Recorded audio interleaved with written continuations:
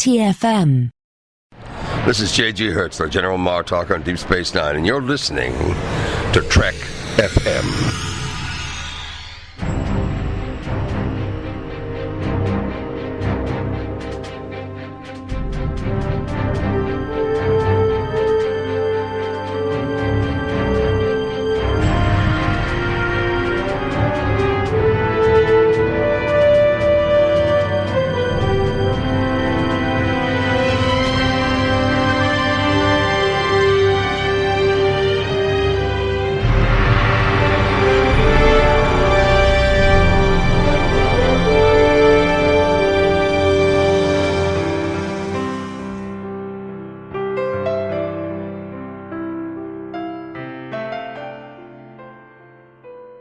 Welcome, Niners, to another episode of The Orb, our dedicated Deep Space Nine podcast. I'm Christopher Jones, and with me, as he always is my esteemed co-host, Matthew Rushing. And Matthew, I've got a treat for you today. I got you an entire case of Tullaberry wine. Oh, Chris, you shouldn't have. I mean, I guess I should have mentioned that I'm slightly allergic to Tullaberry wine, and so maybe I'll just have a big party and allow people to enjoy it that way. But it's the thought that counts, right? Yeah. Well, I mean, the Docile are having a party, so you can go there and hang out with them. And, you know, Quark, he's happy to sell that Tullaberry wine on your behalf and give you a very generous 7% of the profits. Oh, yes, for Quark. I mean, 7% is very generous indeed. So, yeah, so at least I can maybe make something off of this deal. That's great. I appreciate it. Maybe so. There's all kinds of latinum to be had in the Gamma Quadrant, and that's sort of what we're going to talk about today. We are going to be talking about the episode that includes Tullaberry wine. That's Rules of Acquisition from Season 2. And the focus of the discussion is actually Dominion Breadcrumbs. We often think about how the Dominion was introduced on the show, and I think for many viewers, Matthew, it's not until you go back, at least for that first rewatch, after everything that happens with the Dominion later, that you realize how early in the series they started dropping hints about these big bad guys before we ever saw them at the end of Season 2 in the Jem'Hadar. Yeah, I think what's most interesting is how, the very first time that they're dropped, they're just kind of putting something out there, into the Star Trek ether that will allow them to use it in the future. And they really, honestly, at that point, didn't have any specific plans for it yet. There wasn't anything definitive set, but it was just this name and then this kind of like idea that you get. And I think even just by the creation of the name, Dominion, it feels ominous. It's not a word that makes you think, oh, well, that's going to be sweet and kind, and I'll bet they're, just like nice Vulcans, So no, yeah. Dominion. We always think, and they're not old Dominion. Yeah. They're not academics. No. So this is something to which I think, as you're introducing this threat, just the name alone kind of creates a sense of unease when you hear it. Mm-hmm. And I think it's just really interesting that, as they're writing these shows, especially Star Trek in this time period, even the fact that they would drop a name that they did plan to do something with later, they didn't quite know what it was yet, I think is the key to let you know that this is going to be a different type of Star Trek series, where we're going to be utilizing things and things are going to recur. And so, but yeah, I mean, I love the idea that, we're going to place this here. We're going to create this thread that we are then going to be able to pull on later. but we don't necessarily know how or why or when we're going to pull on it and exactly what it's going to look like when we kind of unravel that, which is just so interesting because it is a very different type of writing than, what we see today, where you've got these shows that are completely planned out from like start to finish most seasons. Oh yeah, so, but this just allows them to kind of find it themselves as they're writing. And in many of the ways, that I think of like Tolkien writing, he didn't necessarily know where he was going in The Lord of the Rings. He finds it as he goes. And so that's kind of what you get with the Dominion. They find it as they go. Yeah. Yeah, that's a good way to describe it. And as they were developing the idea of the Dominion, reading Asimov's Foundation trilogy, the original trilogy, it was part of the process of figuring out who the Dominion are, I guess in the sense of it being like a grand scale type group. That's where it's different from previous Star Trek and is what they were trying to do and why it evolved over time as it did, because instead of having this singular enemy, traditionally Klingons, Romulans, on Voyager in the later seasons, the Borg being kind of a constant threat, but the Borg are like one group. I mean, the Borg are interesting in that they are made up of many, many races, but it's through assimilation, and once they're assimilated, they become like a singular group, and so you don't have that diversity of thought. And you really can't have fear either, right? Because the Borg, once they have become part of the collective, they don't have that individual sense anymore. So to get away from this type of thing where you have a singular enemy, Ira came up with the idea of the Dominion, and then together the writers started fleshing that out and gave us this group that they knew was going to be a threat on the show, but not yet in season 2 did they know where they're going to go with the story and the way that it evolved into the Dominion War. And they even had ideas that they didn't use, such as the fact that the Dominion somehow knew about the Federation, but the wormhole hadn't opened yet. And, there's the line where when Odo finally finds the Great Link and it's explained to him by the female changeling that he's been gone, or he was supposed to come back about 300 years from now when he came back, right? So they had this idea of a long view. And you see that also in, I think it's statistical probabilities, but when one of the 2 episodes with like Jack and the super genius, the augmented people, and they're talking about, they're doing the math about how the Dominion thinks and the fact that they're so old, they're such an ancient civilization, and because they essentially live forever, the changelings do anyway, they look at things on a grand scale, which is also part of where I think the Foundation concept comes in too, is that you're looking at things on a grand scale, long term, instead of the way the Federation looks at things, which is what happened last week and last month or last year with our enemies, and how do we adapt our strategies to something like that. So it's a very interesting, different take on the adversary for a Star Trek series. Yeah, I think that's something that's really, really smart about that, is that and as you're speaking, I was just thinking, they give us all these little hints about the Dominion and introducing them. And, one of the things from the very beginning is they're setting the stage and rules of acquisition, is you realize this is not just one group. The Dominion is a collection of peoples, right? Which immediately makes us think of the Federation. And so the fact that you have these different species that are part of, and alien races that are part of the Dominion,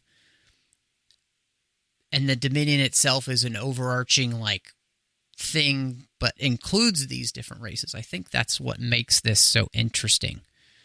Mm-hmm.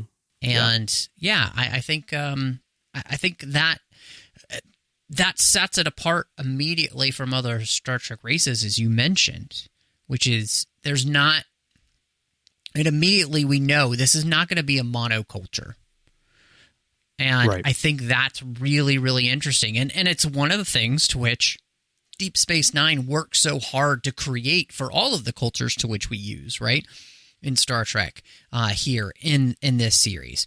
Every race that's represented in Deep Space Nine is going to some way kind of challenge our preconceptions about what it means to be a part of that race and give us different facets of it. So in introducing the Dominion from the beginning there in Rules of Acquisition, they're already setting us on that trajectory, and we don't even know it. Yep, exactly. So, well, let's talk about Rules of Acquisition as we talk about setting the stage a little bit. Of course, the Jem'Hadar at the end of the season, the final episode, is where the Dominion threat really becomes real. And before that, there are 3 episodes where they drop mentions of the Dominion, leading us through season 2. And the first one, as you mentioned, is Rules of Acquisition. That's the 7th episode of the season. And when I think about this episode, I mentioned at the beginning that until you go back and do rewatches, you don't really pay attention to the Dominion elements because it's not really a thing yet in the story. And when I think about Rules of Acquisition, there are, of course, 3 things that I tend to think of. First is the Dosai because of the makeup. You know, they're one of the most unusual looking aliens, I think, in Star Trek. Quite different. Another is the Tullaberry Wine, of course. I've said on here before, I can always hear Elton John singing Tullaberry Wine when I think about this episode. It's actually Edelberry Wine. And there's the whole thing with Pell being a female Ferengi trying to make profit and coming and falling in love with Quark. So those are the things I think of about this episode, and I usually don't really think about the Dominion part. But as you go through the episode and Quark is trying to get this Tullaberry Wine, finally the Dominion comes into play. And Zairi tells him that Inglatu will never sell you 100,000 vats of Tullaberry wine because he can't. And Quark asks, well, who can do it? And she tells him that if you really want 100,000 vats of Tullaberry wine, I can put you in touch with the right people. And those people, she says, are the Karma. And the Karma, she tells him, are an important power in the Dominion. And then Quark asks the Dominion, what's that? And then from there, it plays out through the story, and Quark realizes that when Grand Nagus Zek says that this is the greatest profit opportunity in the history of Ferengi civilization, he doesn't mean the wine, he means the Dominion itself. And as goofy as Grand Nagus Zek is, it's fun to think about him thinking that he can go into the Gamma Quadrant and somehow build this big business relationship with the Dominion. At the time, again, you don't think much about it, but once you know who the Dominion are and you look back at it, you think, yeah, if I were Zek, I don't think I'd be looking for latinum from those guys. Yeah, this whole episode is so interesting because the fact that it is the backdrop for name dropping the Dominion and setting up this idea that the Dominion is this major player in the Gamma Quadrant. But in many ways, this episode leaves it shrouded in mystery is just so well done. So you're left with this breadcrumb about these people that are obviously very important, and yet you really don't know much about. So I think that's something that I really enjoy about the way that they set them up in this episode. And they just, again, it's just this tease. It truly is a great story tease because there's just enough to kind of whet your appetite. Like, ooh, what's that? And then you don't get any more. And I think that's kind of genius. Yeah. Well, yeah, they set it up so well, the mysterious nature of it.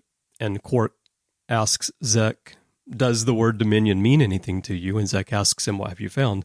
And then what Zek says perfectly describes not only the dominion as it's perceived, as we'll come to find out, by people in the Gamma Quadrant, but also their dominion over the Gamma Quadrant, which is why the name is so great. Zek says, well, most of my information consists of little more than hints and whispers, but it's enough to convince me that whoever learns the secret of the dominion, whatever that may be, will learn the secret of the Gamma Quadrant, which is exactly true, right?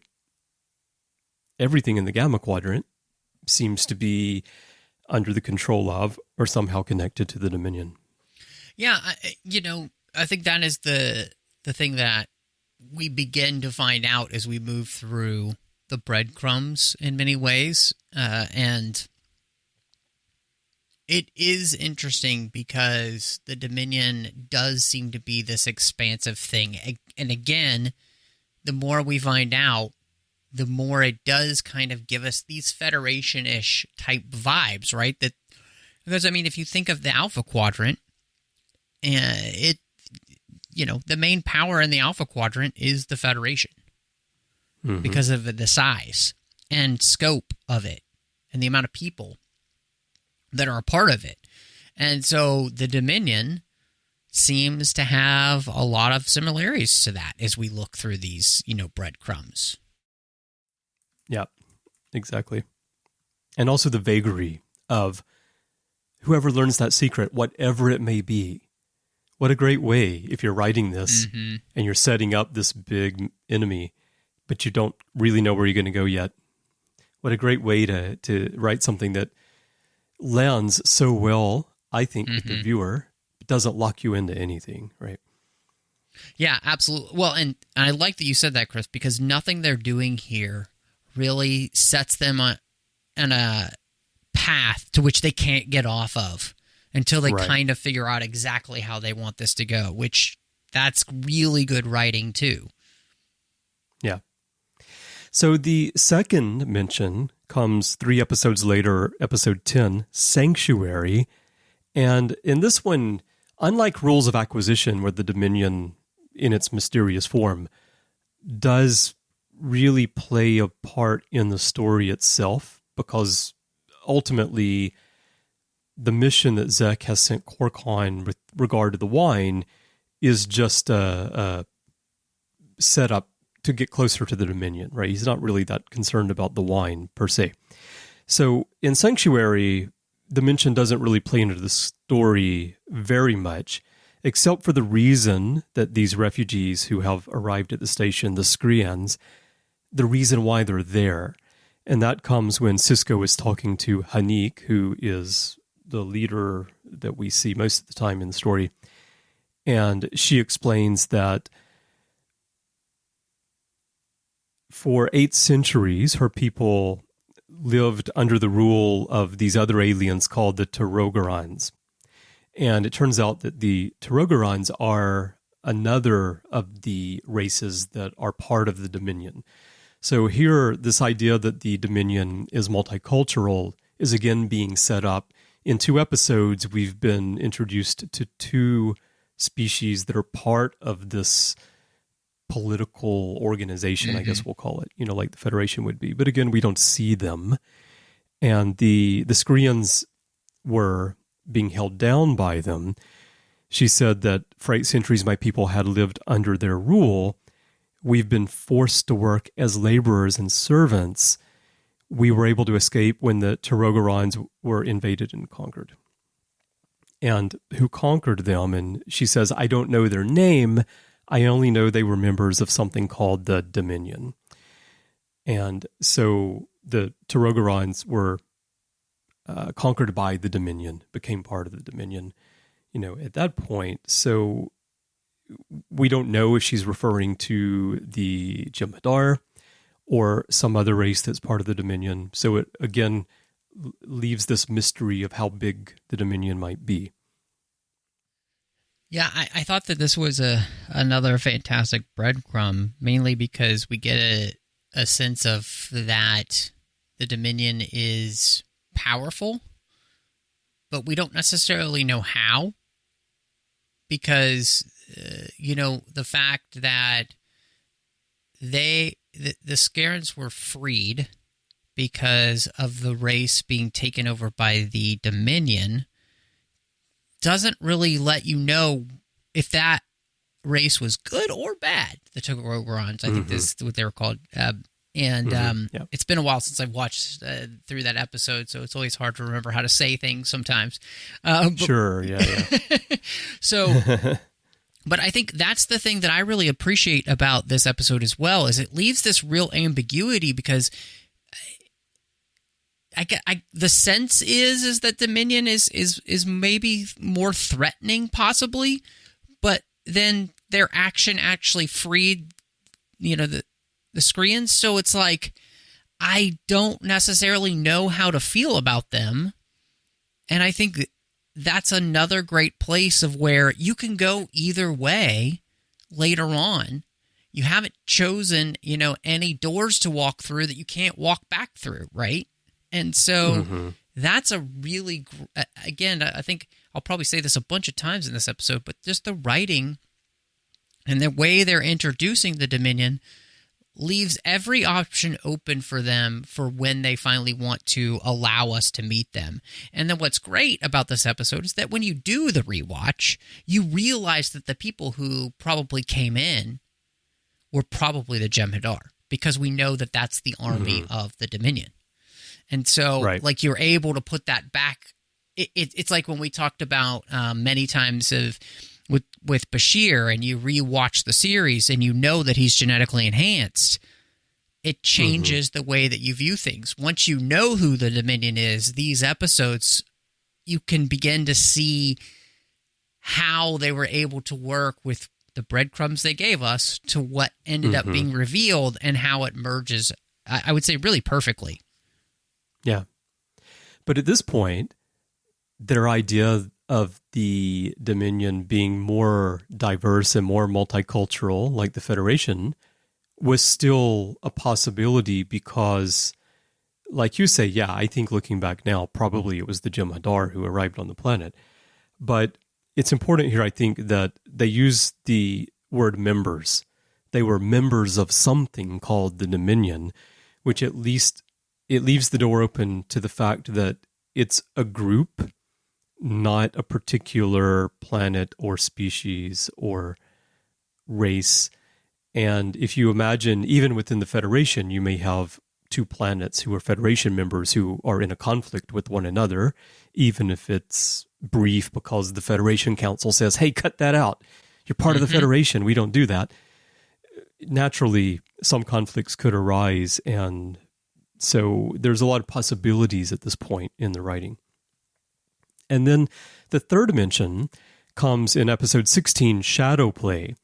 Now, Shadow Play is an episode where I really don't think about the Dominion mention normally. I'm always thinking about the holographic community, that element of the story.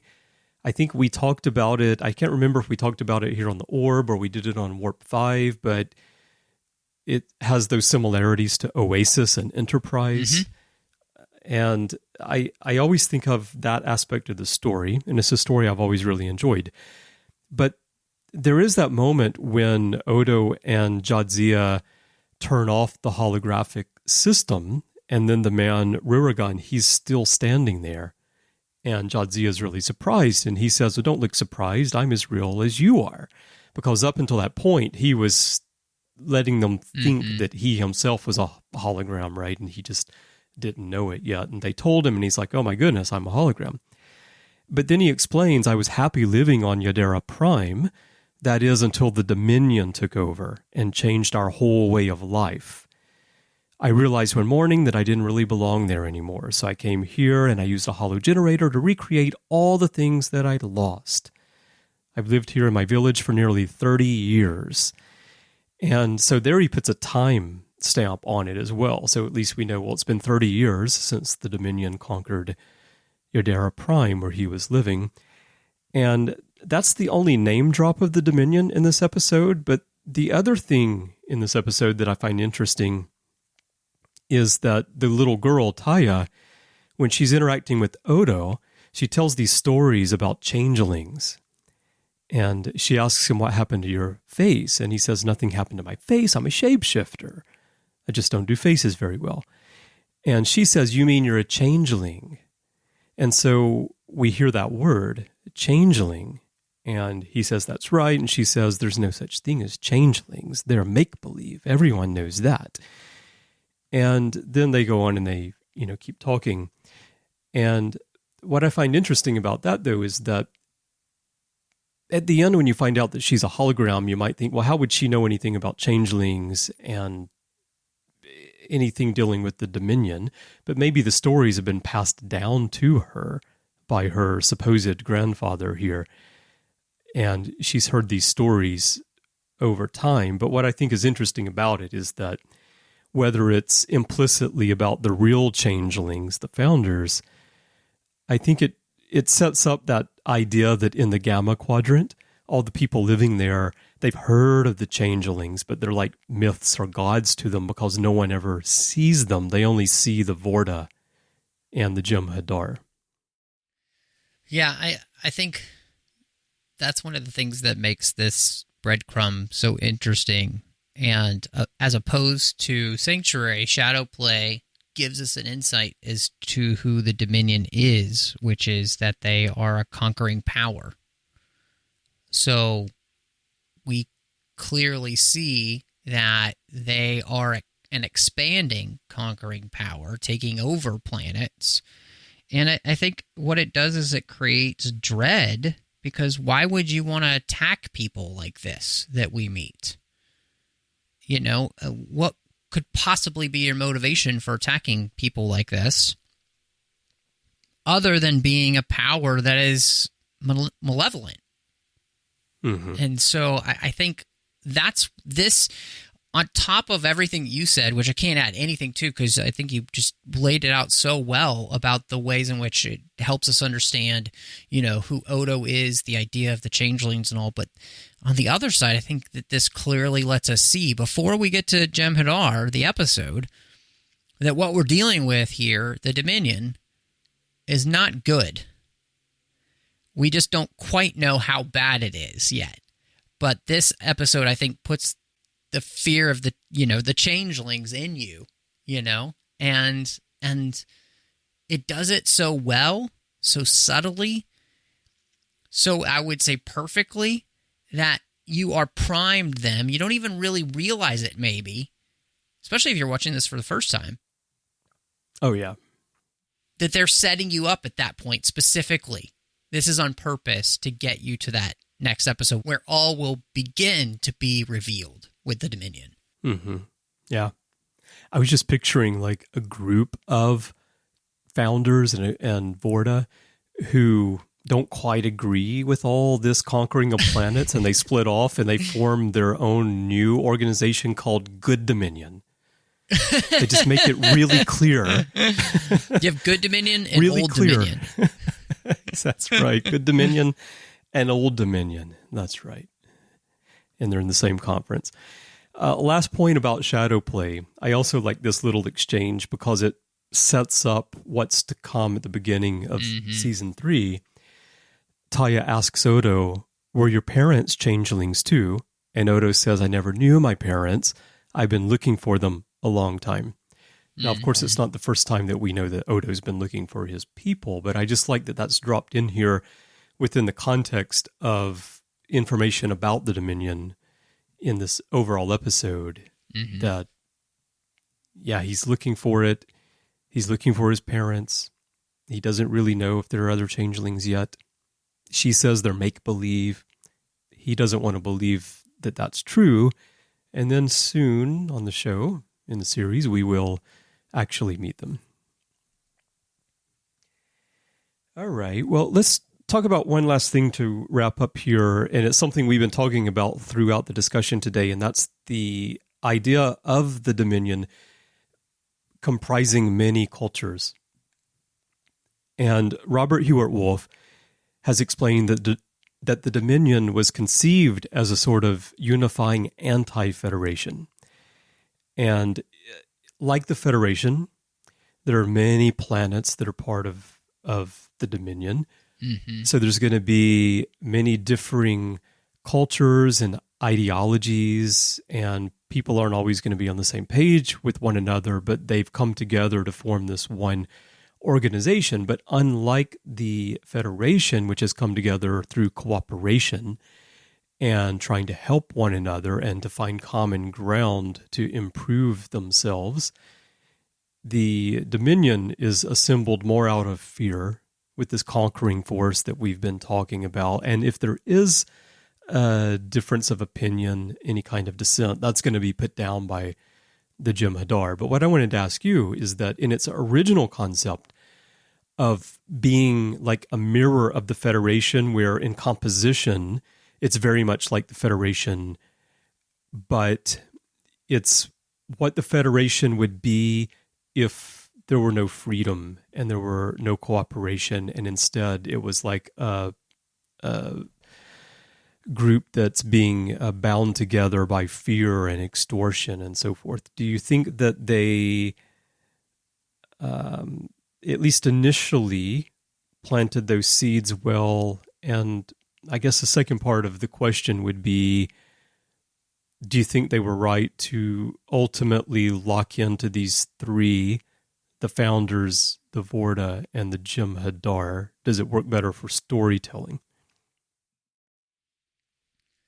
It's interesting because, as the Anti-Federation, I was actually thinking about this in the sense that the Federation, in many ways, feels like the Star Wars galaxy in the prequels. You've got this overarching government, but then each planet has its own government, and you have representation in a council or a senate. It's very similar in that sense, but without the cool flying chairs. Exactly. They just couldn't quite get that. I mean, the council chamber of the Federation is quite small, strangely enough. It's very tiny. Yeah. Goodness. About the size of my kitchen, I think. Yeah. If you want a special edition, the Star Trek movies, go ahead, because I feel like they could really use it in that sense. Like, make those rooms feel much bigger. At least I feel like what we saw of Starfleet Academy in the JJ verse. Oh, right. Yeah. That felt more natural. Yeah. That room's way bigger than anything you ever saw in the film. Anyway, that's a whole other story. Yeah. But so I say that because then the Dominion ends up feeling like the Empire. Mm-hmm. They are the evil empire. True. They are the evil version of what was in the Old Republic, and where there's just a centralized government, and it's quite in many ways kind of a more fascist form of government. Everything is from the top down, and so I find that to be really interesting because they are two sides of the same coin. It's when government is not for the people, by the people, but it's for the leaders, by the leaders. Mm-hmm. You flip that on its head. And I think that's the thing that we get to see in Deep Space Nine is how close we are. If you just make a few wrong decisions, you can end up where, the Dominion is. So, and it's also, the thing where Star Trek had always been a little bit more about the idea that, aliens in and of themselves are not necessarily something we should fear, and all of that. And yet, Deep Space Nine is not afraid to show us that there would be aliens who only care about themselves and protecting themselves and wouldn't want to be a part of a larger society and would do anything to protect that, even go to war with you. And so, I think there's so much nuance into this idea. And to me, the more I actually think about it, the more I can see where the Dominion shows us the danger of what we could become if we're not careful. Especially, I think in light that that Star Trek begins to also deal with things, especially in Deep Space Nine, with like Section 31 and those type of things. So, to me, this actually ends up being something that works more than it doesn't. Did you feel that way? Yeah. Yeah, I think it works really well. What I find interesting is its original conception, because they did talk about it a lot before they ever got to rules of acquisition. So they threw the name out there, and I think they didn't really know where they were going to go with the Dominion yet.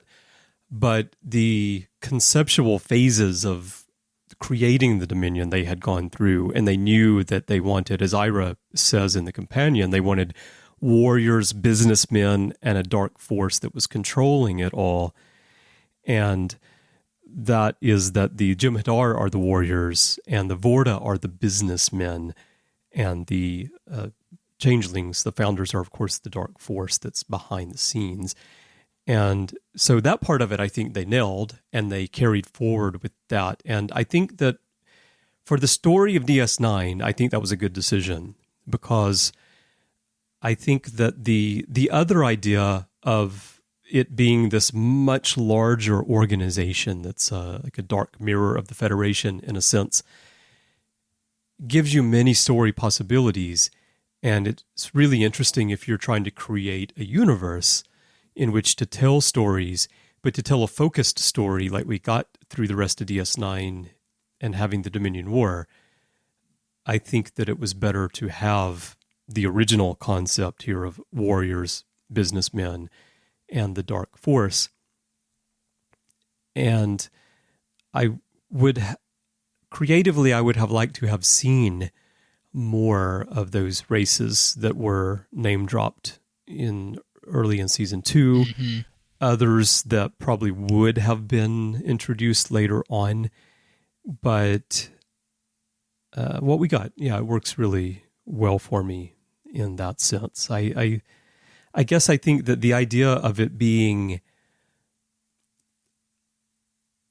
representing the Federation, if, as you said, we make a few wrong decisions and then we go down a similar but path that's not good for the people, that's just for those at the top, that could have been demonstrated better had we had that broader diversity of races in the Dominion.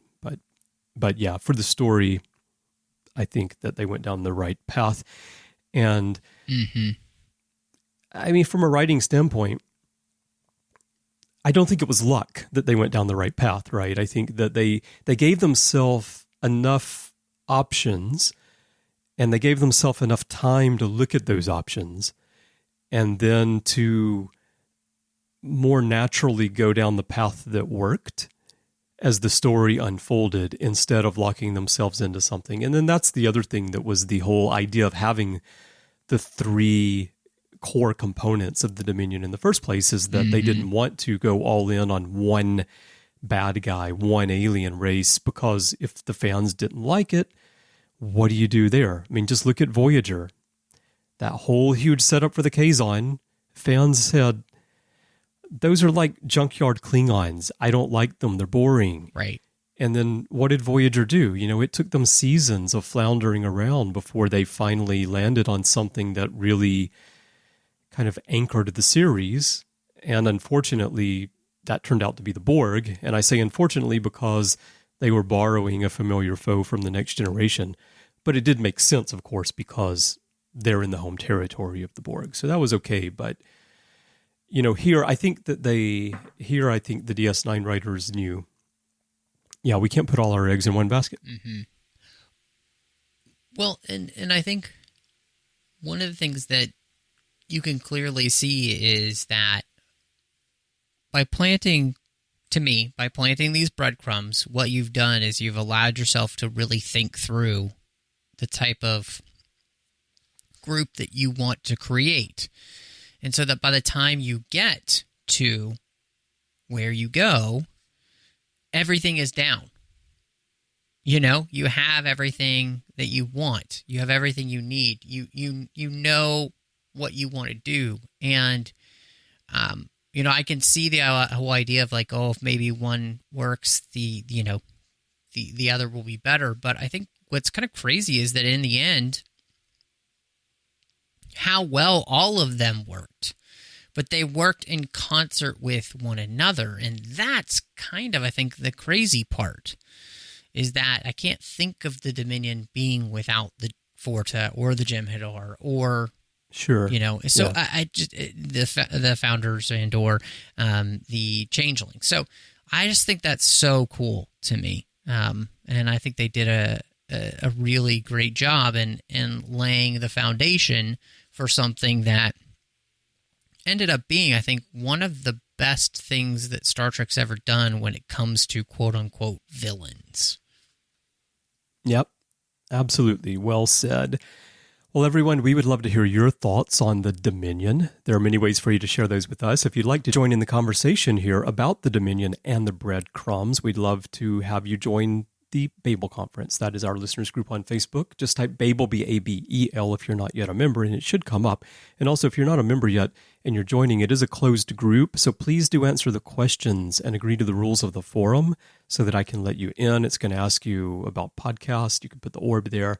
That way we know you're a listener, and we want it to be a group for discussion, not just another Facebook Star Trek group.